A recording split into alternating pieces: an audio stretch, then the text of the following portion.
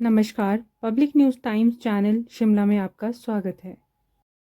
Himachal hospital of mental health and rehabilitation नज़दीक barrier पर अस्पताल कर्मियों की मांगों को लेकर आज सीटू द्वारा विरोध प्रदर्शन किया गया।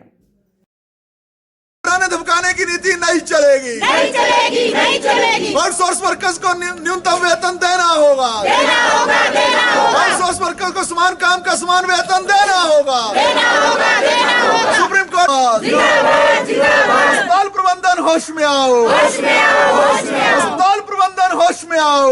ये आपाधापी नहीं चलेगी, नहीं चलेगी, नहीं चलेगी। ये धक्केशाही नहीं चलेगी, नहीं चलेगी, नहीं चलेगी। ये धक्केशाही बंद करो, बंद करो, बंद करो। ये धक्के करना होगा, करना होगा। अधिकारियों की तानाशाही नहीं चलेगी, नहीं चलेगी, नहीं चलेगी। ठेकेदार की तानाशाही नहीं चलेगी, नहीं चलेगी, नहीं चलेगी। मजदूरों के अधिकार देने होंगे, देने होंगे, देने होंगे। मजदूरों की ताज जिंदाबाद, जिंदाबाद, जिंदाबाद। CITU जिंदाबाद, जिंदाबाद, जिंदाबाद। लाल झंडे को लाल सलाम, लाल सलाम, लाल सलाम। लाल झंडे को लाल सलाम, लाल सलाम, लाल सलाम। लाल झंडे को लाल सलाम। लाल सलाम, लाल सलाम। मजदूर एकता जिंदाबाद। जिंदाबाद, जिंदाबाद। अभी तो ये अंगड़ाई है, आगे बड़ी लड़ाई है। अभी तो अस्पताल प्रबंधन पर हल्ला बोल, हल्ला बोल, हल्ला बोल। छुट्टियों के लिए हल्ला बोल। हल्ला बोल, हल्ला बोल। Himachal hospital of mental health and rehabilitation के परिसर के बाहर आज जो CITU की ओर से हम ये प्रदर्शन कर रहे हैं, इस बात को लेकर कर रहे हैं कि इस अस्पताल के अंदर लगातार श्रम कानूनों की धज्जियां उड़ रही हैं।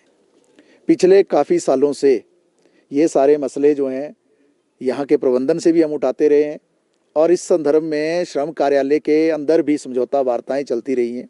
अनेकों समझौते भी हुए लेबर ऑफिस में, लेकिन उन समझौतों को यहाँ का प्रशासन और प्रबंधन लागू नहीं करता है। उल्टा क्या करता है कि जब मजदूर जो संवैधानिक उसका अधिकार है और जो औद्योगिक विवाद अधिनियम 1947 के अनुसार उसको अधिकार है लेबर ऑफिस में अपनी बात उठाने का, उन समझौतों को लागू करने की बात करता है तो उनकी प्रताड़ना की जाती है, उनको डराया जाता है, धमकाया जाता है, उनको धमकियां दी जाती है। इस अस्पताल के अंदर श्रम कानूनों का गला इस रूप में घोटा जा रहा है कि जो वेतन 7 तारीख से पहले मिलना चाहिए, हमारे देश में एक कानून है पेमेंट ऑफ वेजेस एक्ट, वेतन भुगतान अधिनियम 1936 का अंग्रेजों के ज़माने का कानून है। वो कानून कहता है कि 7 तारीख से पहले वेतन मिलना चाहिए, लेकिन मजदूरों को 25 और 30 तारीख तक भी वेतन मिलता नहीं है। और ये अपने आप में इस दुर्दशा को दिखा रहा है कि जब इस बात को उठाया जाता है तो अस्पताल प्रबंधन ये कहकर पल्ला झाड़ लेता है कि ये ठेकेदार के मजदूर हैं। हम ये कहना चाहते हैं कि जो कानून है वो इस बात को स्पष्ट रूप से रेखांकित करता है कि जहाँ भी ठेके आउटसोर्स पर मजदूर रखा जाएगा, वहाँ पर जो मुख्य नियोक्ता होता है प्रिंसिपल एम्प्लॉयर, उसकी भूमिका खत्म नहीं होती है बल्कि और ज़्यादा बढ़ जाती है। तो ये अपनी भूमिका को यहाँ का अस्पताल प्रबंधन समझता नहीं है, ठेकेदार तो बिल्कुल भी नहीं समझता है। दूसरी बात ये है कि चेंजिंग रूम तक की कोई व्यवस्था नहीं है।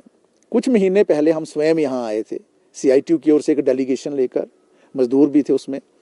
लगभग 1.5-2 घंटा बातचीत हुई MS से और उसके बाद जो है ये निर्णय हुआ था कि इन मजदूरों को कपड़े बदलने के लिए चेंजिंग रूम की व्यवस्था की जाएगी। आप सबको मालूम है कि अस्पतालों के अंदर ज़्यादातर कर्मचारी जो आउटसोर्स के रूप में काम करते हैं उसमें महिलाएं भारी संख्या में, इवन कि पुरुष भी हों तब भी उन्होंने जो ड्रेस बदलनी है काम करने के लिए अस्पताल की, वो कहाँ उस ड्रेस को चेंज करेंगे। आपको याद होगा IGMC में कुछ साल पूर्व क्या हुआ था कि जब चेंजिंग रूम की व्यवस्था नहीं थी तो एक महिला जो कपड़े बदल रही थी उसका एक वीडियो बना दिया था और उसको वायरल कर दिया था कुछ लोगों ने, असामाजिक तत्वों ने।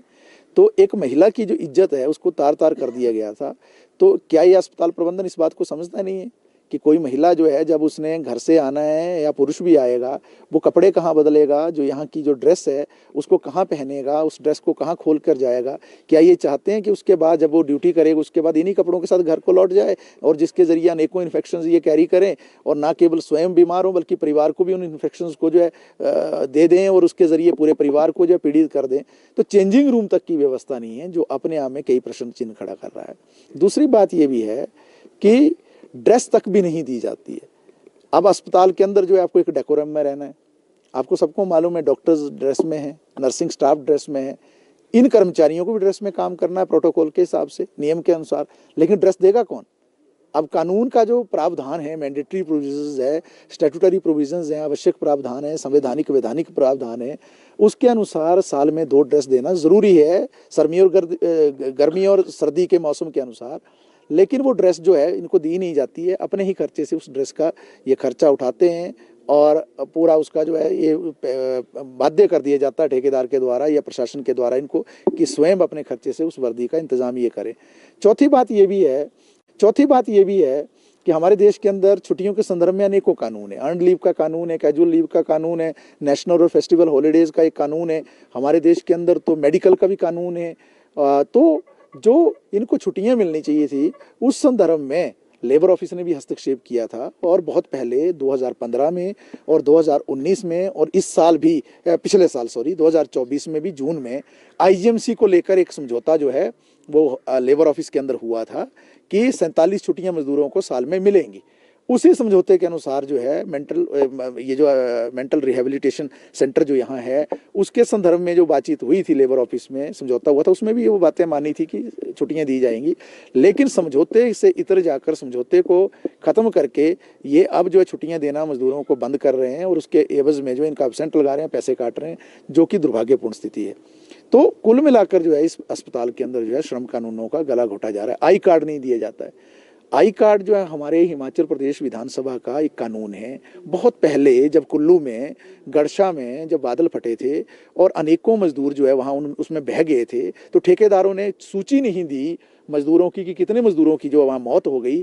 तब जो है विधानसभा के अंदर एक मुद्दा आया और हमने भी एक बड़ा आंदोलन किया था क्योंकि हमारी यूनियन थी वहाँ। तो एक बड़े आंदोलन के बाद जो विधानसभा के अंदर कानून बना कि आई कार्ड जो मजदूर को 3 दिन के अंदर दिया जाएगा। ये तो कई सालों से काम करें, इनको आई कार्ड नहीं दिया जाता। अभी आनन फानन में जब पता चला कि यहाँ प्रदर्शन है तो पिछले कल या परसों जो है इनको आई कार्ड दे दिए। लेकिन कौन से आई कार्ड? जो यहाँ के एमएस ने दे दिया अपनी तरफ से। आई कार्ड ऐसा नहीं बनता है। जो कानून के अनुसार आई कार्ड बनता है उसको लेबर ऑफिस देता है, लेबर ऑफिसर को उसमें पावर है।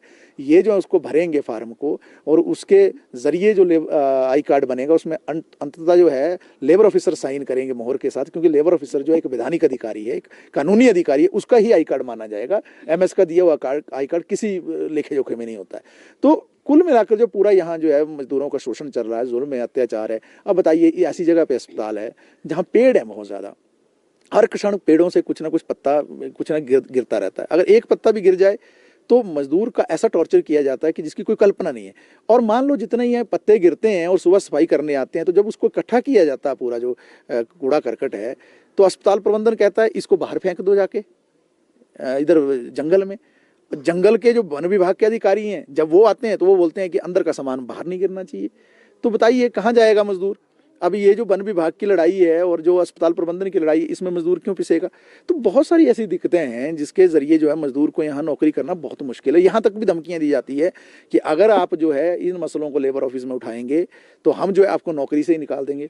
अब ये एक चीज़ समझ में नहीं आती है कि ये जो अधिकारी यहाँ बैठते हैं या ठेकेदार, क्या ये कानून से ऊपर है? कौन सा कानून इस बात की तस्दीक देता है या ये कहता है कि भाई आपको जो है अपनी आवाज़ उठाने पर जो है नौकरी से निकाल दिया जा सकता है? संविधान का जो अनुच्छेद 19 है, जो संविधान जो है वो 3 साल की कड़ी मेहनत के बाद बना था।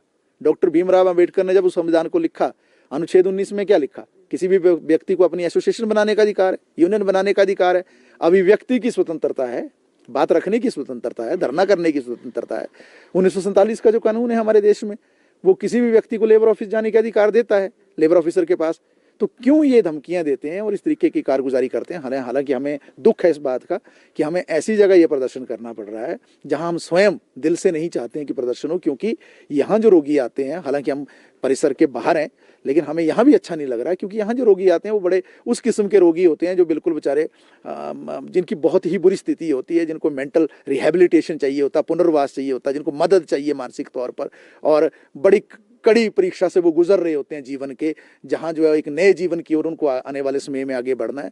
तो उसके लिए हमें जरूर दुख है, लेकिन इस सब स्थिति के लिए जिम्मेवार जो है अस्पताल का प्रबंधन का प्रशासन है और इसके साथ साथ जो ठेकेदार हैं। तो हम लेबर ऑफिस से भी गुजारिश करेंगे कि तुरंत हस्तक्षेप करें इस विषय पर और तुरंत जो है बातचीत करके वार्तालाप के लिए जो है मीटिंग फिक्स करें और जो समझौता वहाँ हुआ उसको लागू करने के लिए वो आगे बढ़े। धन्यवाद।